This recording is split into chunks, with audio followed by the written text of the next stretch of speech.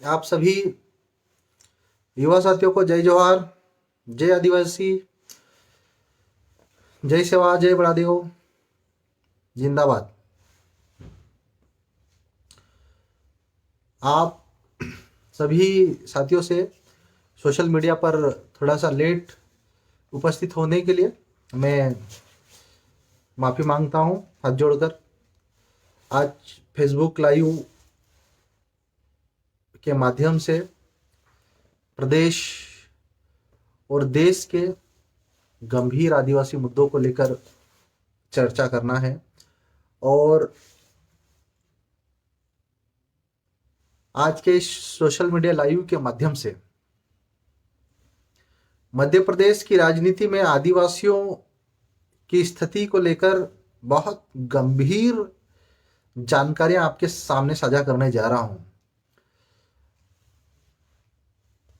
मध्य प्रदेश में आज किस प्रकार राजनीतिक पार्टियां सत्ता के लालच में प्रदेश के 2.25 करोड़ आदिवासी समाज के युवाओं, समाजजनों गुमराह कर रही है, उनका हक मार रही है। आजाद भारत में 70 साल होने के बाद में राजनीतिक पार्टियां भले ही आजादी का अमृत उत्सव मना रही हो, लेकिन इस अमृत उत्सव में आदिवासियों का क्या स्थान है, उनके संवैधानिक अधिकारों का क्या स्थान है, उनके हक के लिए लड़ाई लड़ने वाले नेतृत्वकर्ताओं की क्या भूमिकाएं हैं, ये सब पे सवाल खड़ा करने से पहले मैं आप सभी को मैं जानकारी देना चाहता हूं कि हाल ही में जो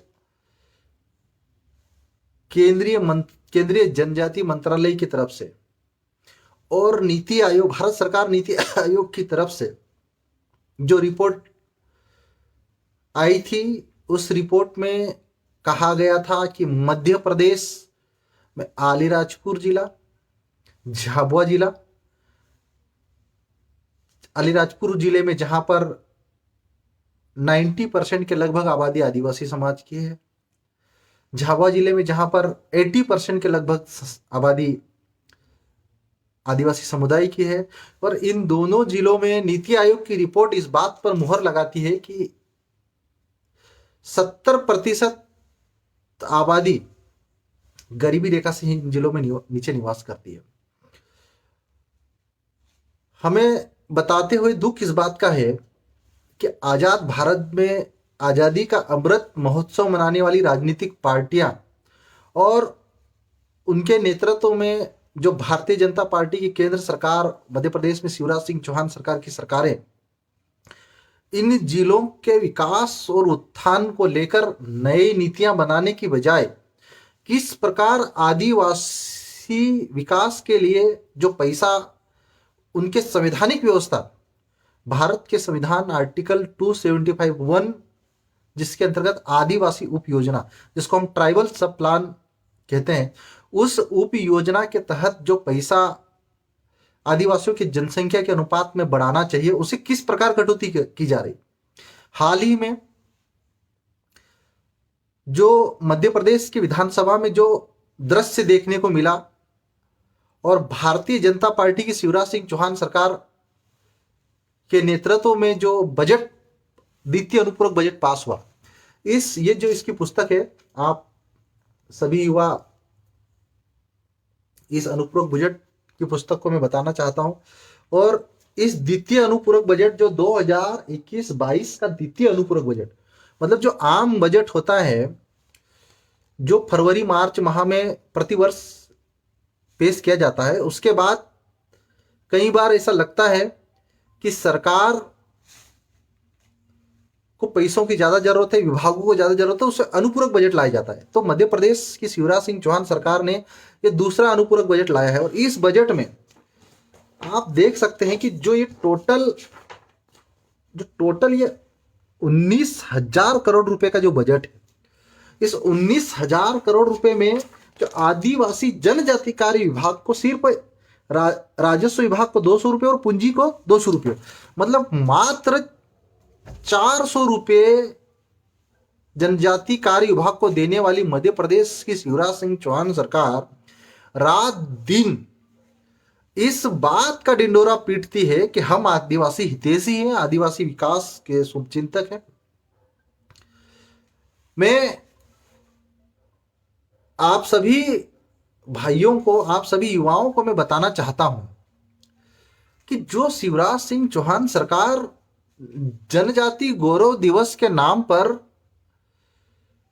12 करोड़ रुपए से ज्यादा का लेटर जारी कर देती है, और वही शिवराज सिंह चौहान सरकार से जब मैं विधानसभा में जानकारी मांगता हूं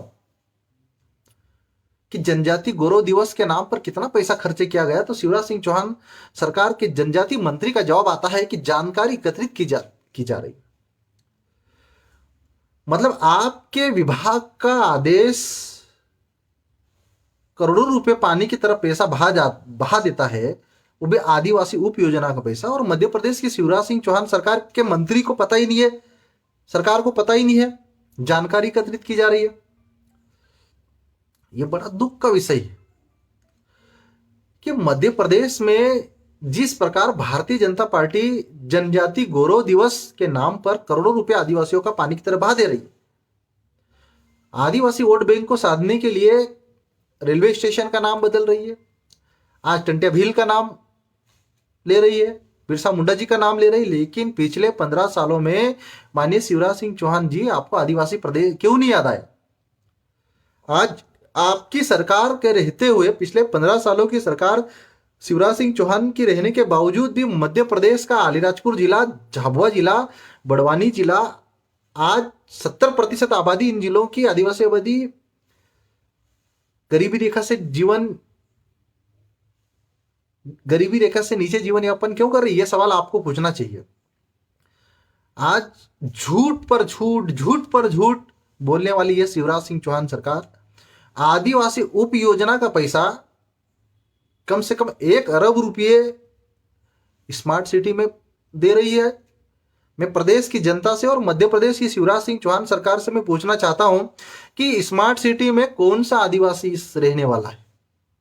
ये कितने आदिवासी रहने वाले हैं?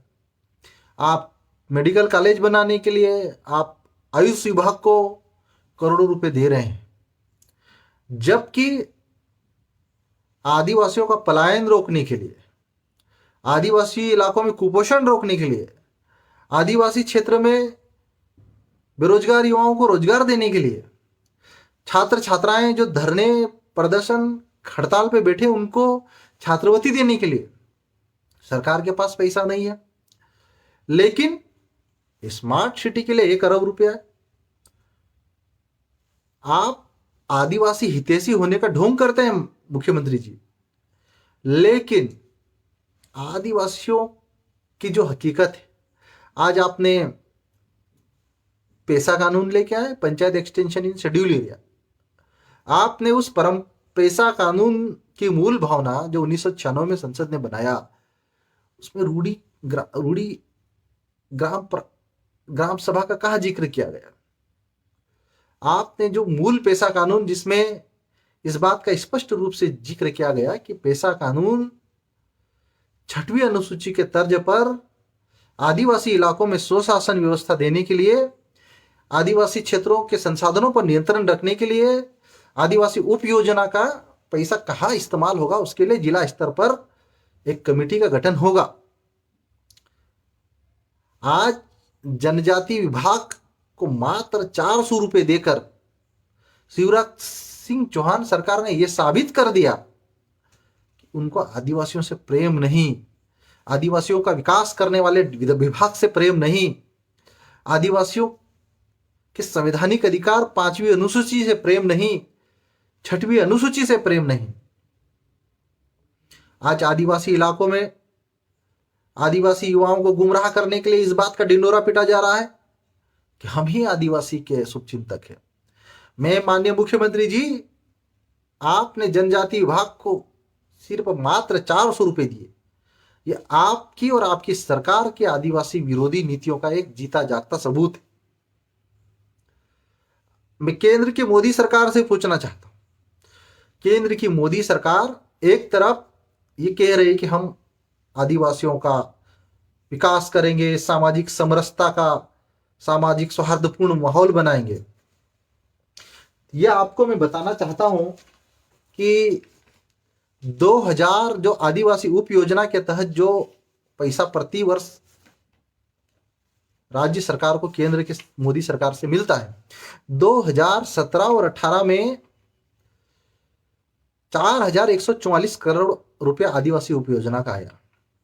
2000 ये पैसा धीरे धीरे कम करके 2020 और 19 और 20 के बजट में 2017-18 में 4144 करोड़, 2018-19 में 3335 करोड़, 2019-20 में 3453 करोड़, 2020-21 में 3207 करोड़ और 2021-22 में इस बजट को कम करके 1718 करोड़ कर दिया नवंबर तक। जो बजट 16-17 में 17-18 में 4000 करोड़ का हुआ करता था आदिवासी उप योजना के तहत, आज केंद्र की मोदी सरकार ने उससे घटाकर मात्र 1718 करोड़ कर दिया। आदिवासी उप योजना के नाम पर जो करोड़ों रुपए आवंटित किया जाता है उसको खत्म नहीं करिए, जानबूझ के खत्म नहीं कर रही है। जो खत्म करने की सरकार के पास कोई नीतियां नहीं है। वो पैसा प्रतिवर्ष हजारों करोड़ पैसा लेप्स कर दिया जा रहा है। मैं मध्य प्रदेश की शिवराज सिंह चौहान सरकार से पूछना चाहता हूं कि आप वास्तव में आदिवासियों के हितैषी है, शुभचिंतक है, आप ये रेलवे स्टेशनों का नाम बदलने की बजाय जनजाति गौरव दिवस जैसे मनाकर हजारों करोड़ों रुपए आदिवासियों का बर्बाद करने की बजाय आप आदिवासी इलाकों में जो उप योजना का पैसा ही खर्च कर दे, मानिए जी, आदिवासियों का विकास होगा, शिक्षा के क्षेत्र में आगे बढ़ेंगे। हमारे अलीराजपुर और झाबुआ जिले जैसे अति पिछड़े हुए आदिवासी बहुल्य जिलों में आदिवासियों का पलायन रुकेगा। आज प्रति दिन सैकड़ों की संख्या में धार, झाबुआ, बड़वानी, खरगोन, अलीराजपुर जैसे जिले से पलायन होकर गुजरात, महाराष्ट्र और अन्य राज्यों में जा रहा है। मध्य प्रदेश की शिवराज सिंह चौहान सरकार आदिवासियों को पलायन रोकने के लिए कौन सी नीति लेके आई? आज आदिवासी इलाकों में स्वास्थ्य सेवाओं की बदतर हालात है। मध्य प्रदेश में हाल ही में मध्य प्रदेश शिवराज सिंह चौहान ने 4 मेडिकल कॉलेज मंजूर किए, लेकिन धार जिले को छोड़ दिया गया, अलीराजपुर जिले को छोड़ दिया गया, झाबुआ जिले को छोड़ दिया गया, खरगोन जिले को छोड़ दिया गया, बड़वानी जिले को छोड़ दिया गया। आपको आदिवासियों की स्वास्थ्य की चिंता रहती, आदिवासी समाज की चिंता रहती, आदिवासी बहुल्य इलाकों की चिंता रहती, तो आप आदिवासी इलाके में मेडिकल कॉलेज खोलते। आप मेडिकल खोलना तो बहुत दूर की बात है। हमने मनावर विधानसभा के लिए एक सिविल अस्पताल के लिए पैसे मांगे तो आपने बोला कि वित्तीय संसाधनों की कमी, अभी हमारे पास पैसा नहीं है। मतलब मेडिकल कॉलेज के लिए खोलने के लिए पैसा है शिवराज सिंह चौहान सरकार के पास, आदिवासी उप योजना का पैसा 50 करोड़ से ज्यादा डाइवर्ट करने के लिए, मेडिकल कॉलेज बनाने के लिए पैसा है, लेकिन आदिवासी उप योजना का 10 करोड़ रुपए एक 5 लाख की आबादी में देने के लिए मध्य प्रदेश शिवराज सिंह चौहान सरकार के पास नहीं है। प्रदेश के युवाओं को, हमारे देश के करोड़ों आदिवासियों को समझना पड़ेगा कि मोदी सरकार और शिवराज सिंह चौहान सरकार की कथनी और करनी में बहुत अंतर है। ये बोलते कुछ है और करते कुछ है। इनके अनुसार, माननीय मुख्यमंत्री जी शिवराज सिंह चौहान जी के अनुसार, आदिवासियों का विकास सिर्फ भाषणों में बहुत हो रहा है, आदिवासियों को सुरक्षा इनके भाषणों में बहुत है, लेकिन आदिवासी बेटियां जो गायब हो रही है, आदिवासी इलाकों में जो पलायन हो रहा है, आदिवासी क्षेत्रों में जो कुपोषण हो रहा है, यह माननीय मुख्यमंत्री को दिखाई नहीं दे रहा है।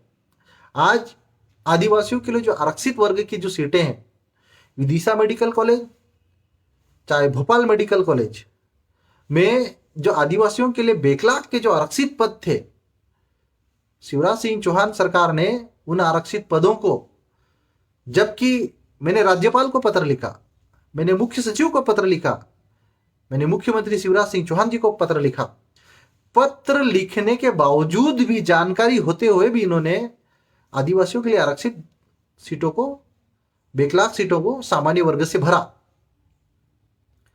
इनको आदिवासियों की चिंता नहीं है मेरे भाइयों।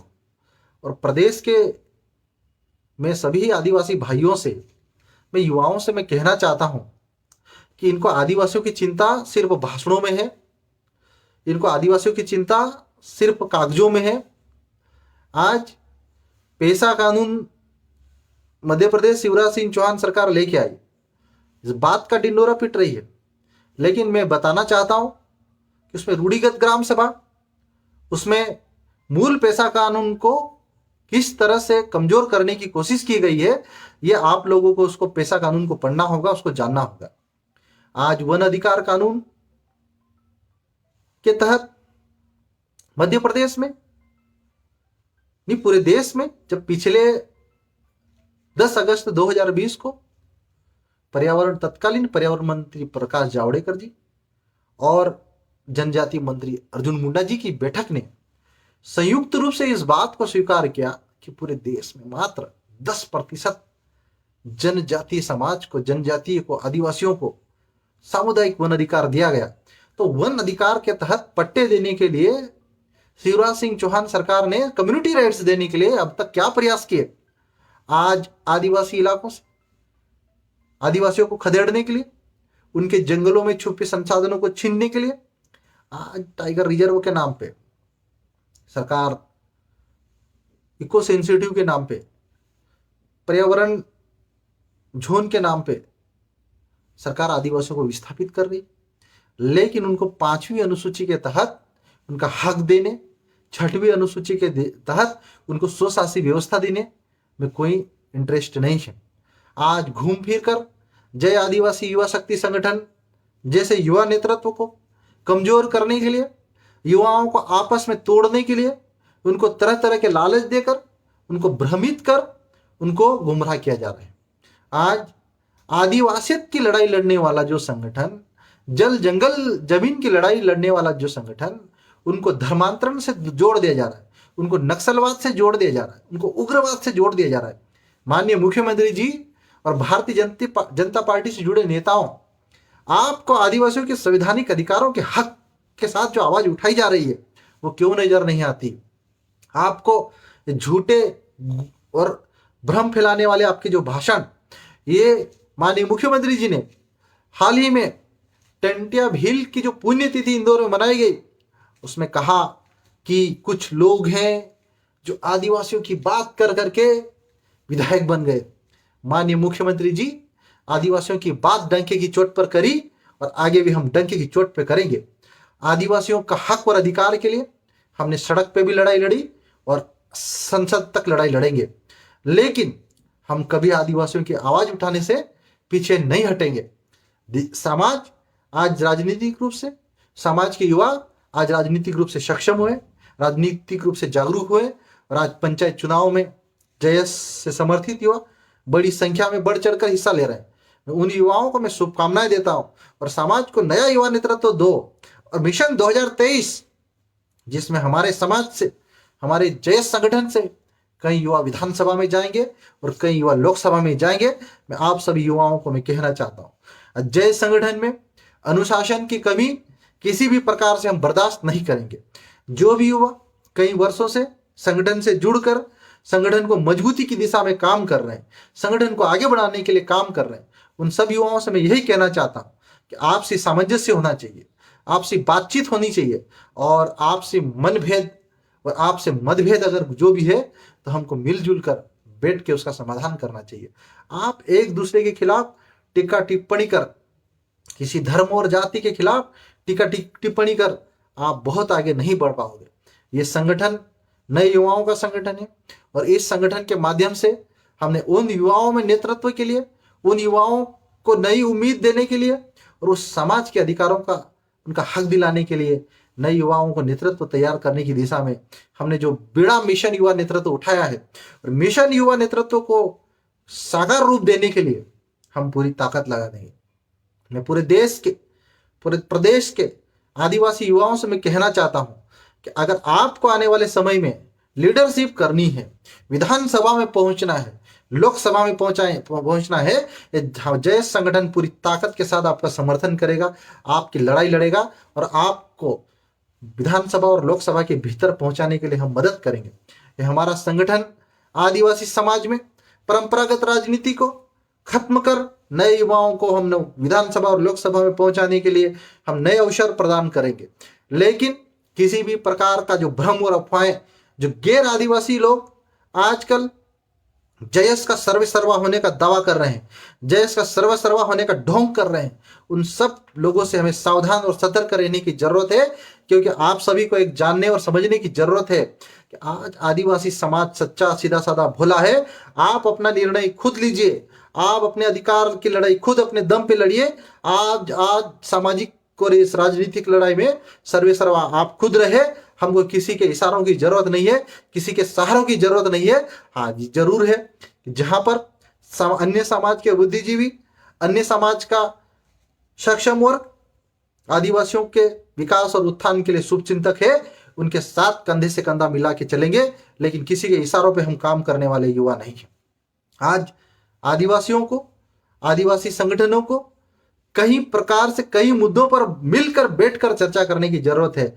और मैं प्रदेश और देश के समस्त आदिवासी संगठनों से, महाराष्ट्र, छत्तीसगढ़, झारखंड, उड़ीसा जैसे आदिवासी बहुल्य इलाकों के हमारे रहने वाले आदिवासी बंधुओं से और सामाजिक संगठनों से मैं अनुरोध करता हूं कि आप सब, हम सब मिलकर आदिवासी समाज के जो जल, जंगल और जमीन के अधिकार हैं, जिनकी लड़ाई हमारे कोमराम भीम ने लड़ी, जिनकी लड़ाई हमारी बिरसा मुंडा जी ने लड़ी, जिनकी लड़ाई टंट्या भील ने लड़ी, जिनकी लड़ाई हमारे जयपाल सिंह मुंडा जी जैसे आदिवासी योद्धाओं ने लड़ी, हमको उनके सपनों का साकार भारत बनाना है।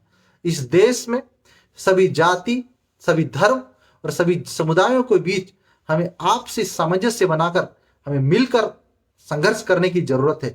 हमें सही बात सही समय पर सही जगह पर रखने की जरूरत है। मैं युवाओं से मैं कहना चाहता हूं, हमारे बारे में कई प्रकार की भ्रम और अफवाहें फैलाई जाएगी, हमारे बारे में कई प्रकार के प्रोपोगेंडा चलाए जाएंगे।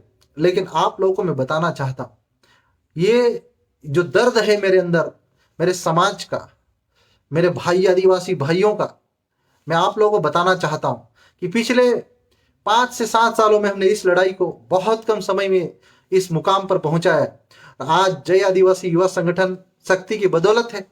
आज भारतीय जनता पार्टी के नेता बिरसा मुंडा को याद कर रहे थे। आज शिवराज सिंह मामा जो पिछले 15 सालों में पैसा कानून का एक शब्द पी भी नहीं बोल पाए, वो पैसा कानून की बात करने लगे सदन के भीतर। आज 15 सालों से राज करने वाली शिवराज सिंह चौहान सरकार कभी एक भी स्कूल तक का नाम आदिवासी योद्धा के नाम पे नहीं कर पाई। वो भोपाल रेलवे स्टेशन का नाम कमलापति जी के नाम पे कर रहे हैं, गोंडवाना शासकों को याद कर रहे हैं।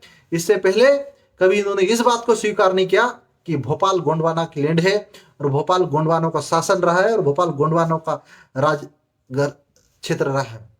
आज जब चुनाव आ रहे हैं तो इन्हें टंट्या भील याद आ रहा है, इन्हें बिरसा मुंडा याद आ रहा है, यहां तक कि इन्हें पीला गमछा भी याद आ रहा है।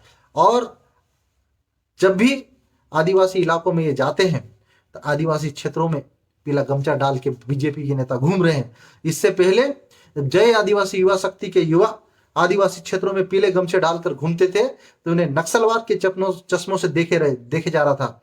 भारतीय जनता पार्टी के मंत्री आदिवासी युवाओं को, जय युवाओं को उग्रवाद से जोड़कर नक्सलवाद से जोड़ा करते थे। लेकिन आज इनकी धरातल पर जमीन खिसक रही है। आज इनकी आदिवासी क्षेत्रों में जय संगठन के कारण इनकी पॉपुलरिटी कम हो रही है तो इन्हें पीला गमछा याद आ रहा है। माननीय मुख्यमंत्री जी शिवराज सिंह चौहान जी, प्रधानमंत्री नरेंद्र मोदी जी और गृह मंत्री अमित शाह जी आज पीला गमछा डालकर आदिवासी कार्यक्रमों में भाग ले रहे हैं। प्रदेश के युवाओं, आज समाज के कई लोग आज अपेक्षा रखते हैं जय आदिवासी युवा शक्ति संगठन से। समाज उम्मीद रखता है कि समाज का नेतृत्व सही युवा कर रहे हैं, समाज को नई दिशा देंगे, समाज को नई दशा देंगे। हमारे सभी भाइयों से, हमारे सभी युवाओं से मैं सोशल मीडिया पर जो हमारे जय आदिवासी संगठन के युवा हैं, जो चाहे किसी भी ग्रुप से जुड़े हो, मैं आपसे मैं विशेष अनुरोध करता हूं कि आप एक दूसरे के खिलाफ टीका टिप्पणी करके कुछ हासिल नहीं कर सकते हो। हमारे विरोध में हमारे संगठन से जुड़े कई युवा पिछले 7-8 सालों से रात दिन विरोध किया। आप लोगों ने विरोध करके क्या हासिल कर लिया? आप कभी ठंडे दिमाग से आप कभी बैठकर चर्चा करिए। डॉक्टर हीरा अलावा का एक व्यक्ति का विरोध करने के लिए आपने समाज के समस्त आदिवासी संगठनों को मेरे सामने खड़ा कर दिया। आज डॉक्टर हीरा अलावा को गिराने के लिए पूरी ताकत लगा दी। आज डॉक्टर हीरा अलावा को गिराने के लिए आपने बीजेपी और बीजेपी से जुड़े संगठनों से समझौता कर लिया, लेकिन डॉक्टर हीरा अलावा को गिरा नहीं पाए और आगे भी क्या गिरा पाओगे, ये मैं आपको कहना चाहता हूं। जहां आज युवाओं का, आदिवासी युवाओं का और खासकर जय आदिवासी संगठन से जुड़े युवाओं का सोच एक सकारात्मक दृष्टि होनी चाहिए, विजन होना चाहिए। आज उस नजरिए और उस विजन के भरोसे समाज को हम नई उम्मीद और नई किरण दिखा सकते हैं। आज जय आदिवासी संगठन से जुड़े युवा कई गैर आदिवासी संगठनों के संपर्क में है। जय संगठन को आपस में खत्म करने के लिए कई रणनीति और कूटनीतियां रच रहे हैं। कौन कौन युवा ऐसे हैं जो किस किस से संपर्क है, किस किस से कबर खोदने के लिए, किस किस की कबर खोदने के लिए क्या क्या चर्चा करते हैं, क्या क्या एजेंडा बनाते हैं, गुप्त रणनीतियां बनाते हैं, सारी जानकारी मेरे पास है। मैं आप लोगों को बताना चाहता हूं।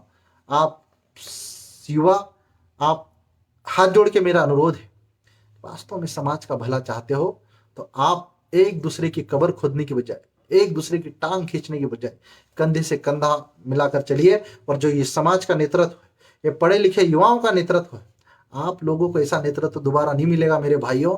आज जय आदिवासी युवा शक्ति संगठन आया, समाज के बेरोजगार युवाओं को पढ़ा लिखा वर्ग और नौकरी पेशा वाला वर्ग पूछ रहा है। आज से 10 साल पहले जहां पर हमारे समाज में पढ़ने लिखने के बाद, नौकरी करने के बाद, बड़े बड़े शहरों में घर बनाने के बाद कभी आदिवासी समाज का सक्षम वर्ग बेरोजगार युवाओं की तरफ ध्यान नहीं देता था। कभी आदिवासी समाज का नौकरी वाला वर्ग आदिवासी गांवों की तरफ एक कदम चलने की हिमायत नहीं करता था। लेकिन जब से जय आदिवासी युवा शक्ति संगठन ने ये कदम उठाया, आदिवासियों की बात दमदारी से करने का प्रयास किया, तब से पढ़ा लिखा वर्ग भी आज आदिवासी समाज की तरफ पीछे मुड़कर देखने लगा। मैं समाज के उस सक्षम वर्ग से भी मैं कहना चाहता हूं, आदिवासी समाज के जो बड़े बड़े अधिकारियों से भी कहना चाहता हूं कि आप जिस समाज के आरक्षण से आज बड़े बड़े पदों पर बैठे हो, आज बड़े बड़े अधिकारी बन गए हो, आपने उस समाज का नमक खाया है, उस समाज के आरक्षण के अधिकार पे आप अधिकारों से आप आईएएस रैंक के अधिकारी बने हैं। लेकिन आप लोगों को ये नहीं भूलना चाहिए कि जिस समाज का नमक खाया, जिस समाज का कर्ज लिया है आप लोगों ने, उसका जीते जी कर्ज उतारना पड़ेगा और आपको एक कदम पीछे अपने गांव की तरफ जाना पड़ेगा। मैं समाज के समस्त अधिकारियों को, क्लास 1 अधिकारी, क्लास 2 अधिकारी जो आज अपनी कल्चर को भूल रहे हैं, आज अपने रीति रिवाजों को भूल रहे हैं, बड़े बड़े शहरों में, बड़े बड़े मैरिज गार्डनों में अपने बेटे बेटियों की शादियां सामान्य वर्ग से आप लोग कर रहे हैं, लेकिन ये बात भूल रहे हैं कि जिस समाज ने आज आपको उस लायक बनाया है, अगर उस समाज के साथ गद्दारी करोगे तो आने वाली हजारों पीढ़ियां आपको माफ नहीं करेगी और आपका नाम हमेशा इतिहास में स्वर्ण अक्षरों में गद्दारों के रूप में लिखा जाएगा। इस बात की गारंटी डॉक्टर हीरा अलावा देता है। मैं समाज के सभी अधिकारी वर्ग से मैं कहना चाहता हूं कि आपके ऊपर समाज का कर्ज है, आपको समाज की तरफ पीछे मुड़ के देखना पड़ेगा। आज आदिवासी इलाकों में शिक्षा के क्षेत्र में काफी काम करने की जरूरत है। जिन बड़े बड़े अधिकारियों ने इंदौर में बड़े बड़े घर बना लिए, भोपाल में बड़े बड़े घर बना लिए, जबलपुर और ग्वालियर जैसे शहरों में घर बना लिए, आज आप लोगों को समाज की तरफ पीछे मुड़ के देखना होगा।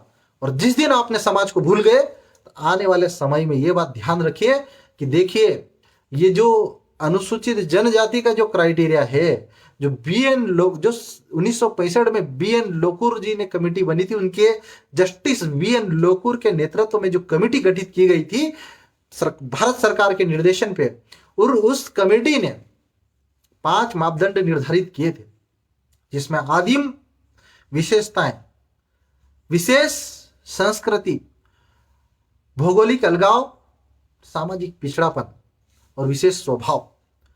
आप जिस दिन इस संस्कृति को, इस कल्चर को भूल गए तो आपको भारत सरकार, आपको महामहिम राज्यपाल महोदय, महामहिम राष्ट्रपति एसटी के लिस्ट से कभी भी बाहर कर देगी और फिर आपके पास रोने और गाने के सिवा कोई चारा नहीं रहेगा। आज आदिवासी इलाकों में आदिवासी भाषाएं खत्म हो रही है, आदिवासी बोलियां खत्म हो रही है। यहाँ तक कि आदिवासी कल्चर भी धीरे धीरे खत्म किया जा रहा है। आज सरकारें, कई सरकारें वोट बैंक के लालच में आदिवासियों को धर्म विशेष से जोड़ने की कोशिशें कर रही है। लेकिन आज अगर आप पढ़ लिख कर संविधान का ज्ञान होने के बावजूद अगर चुप रहे तो आपसे बड़ा कायर इस दुनिया में कोई नहीं है। आपने समाज का नमक खाया है। अगर आपके अंदर समाज के प्रति स्वाभिमान है, आज आपके प्रति अगर समाज के प्रति सोच है, तो आपको सिर्फ अपने समाज में, अपने गांव में सिर्फ शादी ब्याह के कार्यक्रम में ही जाना उचित नहीं है।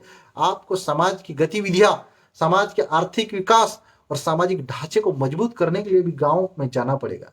आज पेशा कानून केंद्र सरकार ने बनाया। पेशा कानून कहता है कि आदिवासियों को उनके संसाधनों पे उनका हक मिलना चाहिए, आदिवासियों की उनकी रूढ़ियों का संरक्षण होना चाहिए, उनकी परंपराओं का संरक्षण होना चाहिए। जब भारत सरकार और जब राज्य सरकार आदिवासियों के संवैधानिक अधिकारों के साथ, उनकी संवैधानिक पहचान के साथ अगर खुलेआम छेड़छाड़ कर रही है और समाज का पढ़ा लिखा वर्ग अगर खड़े खड़े तमाशा देख रहा है, तो आपसे बड़ा कायर कोई नहीं है। और इतिहास में आप हमेशा, मैं लिख इस बात की गारंटी दे रहा हूं कि इतिहास में हमेशा आप स्वार्थी और गद्दार के रूप में याद किए जाओगे। समाज के किसी भी वर्ग के बुद्धिजीवी को नीचे दिखाने का मकसद मेरा नहीं है, लेकिन मैं सिर्फ कहना इतना चाहता हूं कि आपने जिस समाज का नमक खाया है, आज आप बड़े बड़े शहरों में बसकर अपनी बेटियों की शादी जो सामान्य वर्ग के लड़कों से कर रहे हो, आदिवासी समाज को अनदेखा कर रहे हो, कहीं ना कहीं आपकी आगे बढ़ने वाली जनरेशन के लिए एक बहुत बड़ा खतरा उत्पन्न होगा आने वाले समय में।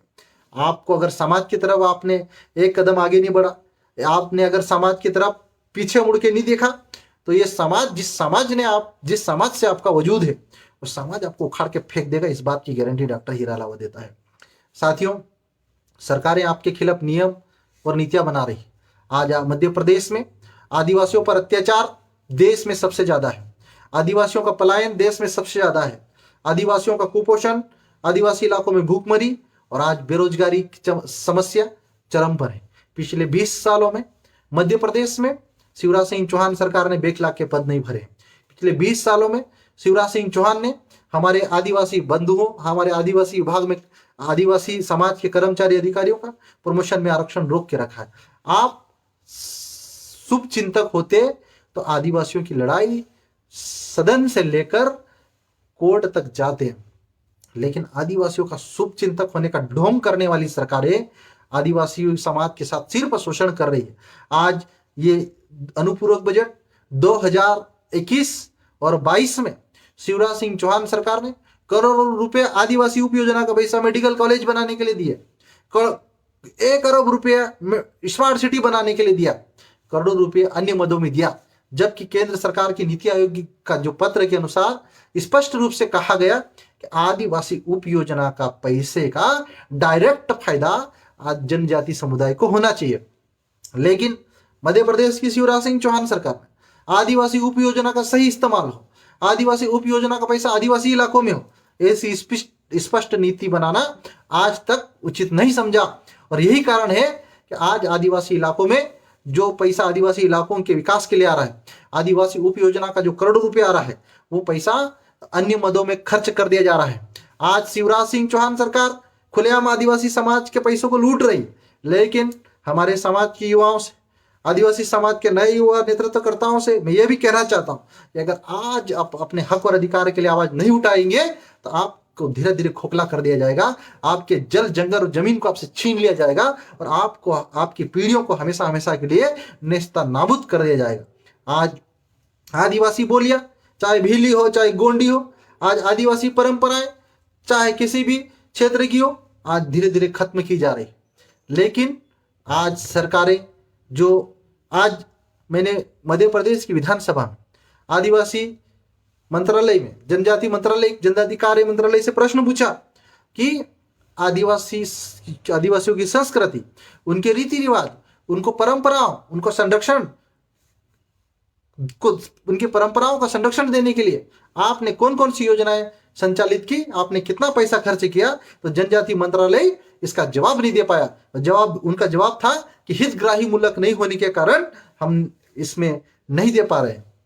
मैं मध्य प्रदेश की जनजाति मंत्रालय से, मध्य प्रदेश की सरकार से पूछना चाहता हूं कि जिस समाज की पहचान है उसकी संस्कृति है, उनका पहनावा, उनकी बोली, उनकी भाषा है, जिसके आधार पर उन्हें संविधान में शेड्यूल ट्राइब कहा गया, आज उसको संस्कृति को संरक्षण करने के लिए आपके पास जवाब नहीं है। तो ये सरकार है, ये आदिवासी हितैषी होने का ढोंग करने वाली सरकार है। 400 रुपए जो सरकार आदि जनजाति कार्य विभाग को जो 400 रुपए जो बजट का निर्धारण कर रही है, उसका दो मतलब है, या तो आप आदिवासी विभाग को पैसा नहीं देना चाहते, या उस विभाग में जो पैसा है उसको खर्च नहीं करना चाहते। जब आप उस विभाग को पैसा नहीं दोगे, उस विभाग का पैसा खर्च नहीं करोगे, तो आदिवासी इलाकों का विकास कैसे होगा। आज झाबुआ में हमारी आदिवासी बेटियां प्रदर्शन करके मांग कर रही है कि हमारी बात सुनिए, हमारे अधिकारों को, हमें अधिकारों को दीजिए। हमें कलेक्टर कार्यालय तक धरना प्रदर्शन करने के लिए गरीब आदिवासी बेटियों को प्रदर्शन करने आना पड़ रहा है।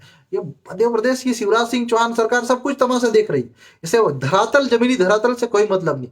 आप टंटिया मामा की कलश यात्रा निकालो, चाहे बिरसा मुंडा जी की कलश यात्रा निकालो, अगर आप ग्राउंड लेवल पे 5वीं अनुसूची के प्रावधानों को लागू नहीं करेंगे, ग्राउंड लेवल पे आदिवासियों की योजनाओं को फायदा दोगे, आदिवासियों का विकास नहीं होगा।